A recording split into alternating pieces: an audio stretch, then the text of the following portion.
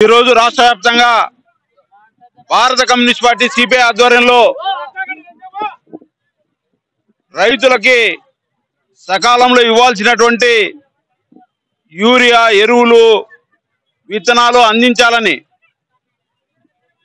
అందించడంలో ఈ ప్రభుత్వం వహిస్తున్నటువంటి నిర్లక్ష్యాన్ని ఎండగడుతూ రాష్ట్ర వ్యాప్తంగా ఇవాళ నిరసన వ్యక్తం చేస్తా ఉన్నాం। అందులో భాగంగానే అనంతపురం జిల్లా కలెక్టరేట్ ఎదురుగా అనంతపురం జిల్లా రైతు కూలీలు నిరసన వ్యక్తం చేస్తా ఉన్నాం।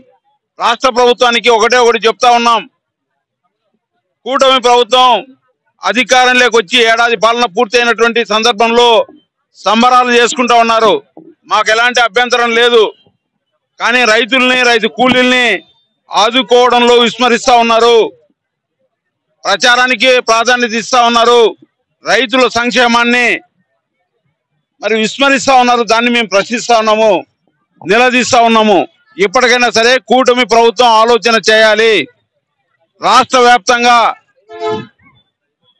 యూరియా కొరత ఉందని అధికారులే చెప్తా ఉన్నారు। మరోవైపు ప్రభుత్వంలో ఉన్నటువంటి ముఖ్యమంత్రి గారు, మంత్రులు, ఎమ్మెల్యేలంతా కూడా ఎక్కడ యూరియా కొరత లేదు ఆంధ్రప్రదేశ్లో అని చెప్తా ఉన్నారు।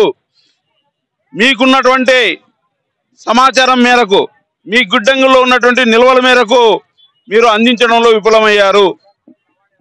అంటే ఖరీఫ్ సీజన్లో అవసరానికి అనుగుణంగా మీరు యూరియాని కొనుగోలు చేయడంలో విఫలమయ్యారు। మీ అధికారులే చెప్తా ఉన్నారు, ఏడాదికి 27,000 మెట్రిక్ టన్నులు యూరియా అవసరమవుతుందని చెప్తా ఉన్నారు। ఇవాళ మీ లెక్కల ప్రకారమే మీ గోడంలోనే ఎన్ని మెట్రిక్ టన్నుల యూరియా ఉందని అడుగుతా ఉన్నాం। మరి ఉన్నటువంటి యూరియా నిల్వల్ని రైతు సేవా కేంద్రాల ద్వారా ఎంతమందికి రాష్ట్ర వ్యాప్తంగా రైతులకు అందించారని అడుగుతా ఉన్నాం। మీరు మీ డొల్లతనాన్ని, మీ తప్పుని కప్పిపుచ్చుకోవడాన్ని మరి మానుకుని ఇప్పటికైనా చిత్తశుద్ధితో రాష్ట్ర వ్యాప్తంగా, అనంతపురం జిల్లా వ్యాప్తంగా రైతులకి యూరియాని తక్షణం అందజేయాలని కోరుతా ఉన్నాం। రాష్ట్ర వ్యాప్తంగా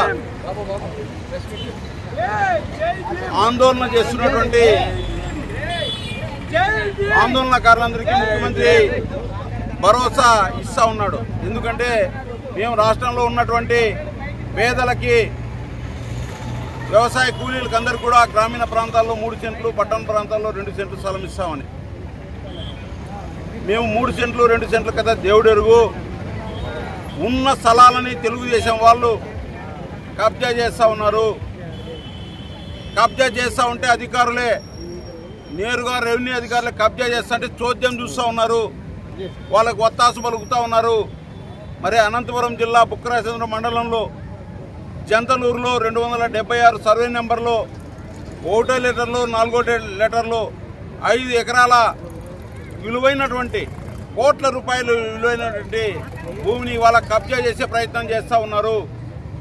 ఎక్కడో కాదు, అది సెంట్రల్ యూనివర్సిటీకి ఎదురుగా ఏపీఎస్పీ బెటాలియన్కి పక్కన 5 ఎకరాలన్నిటి కోట్ల విలువ చేసేట్టు భూమిని కబ్జా చేసే ప్రయత్నం చేస్తూ ఉన్నారు ఆన్లైన్లో।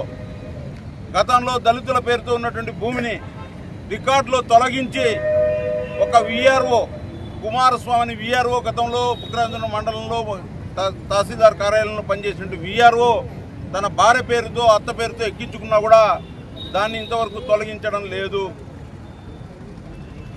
మరి వెంటనే విఆర్ఓ పైన విచారణ చేయాలి, రికార్డుల నుంచి విఆర్ఓ గారి భార్య పేరుతో, అత్త పేరును తొలగించాలని డిమాండ్ చేస్తూ ఉన్నాం।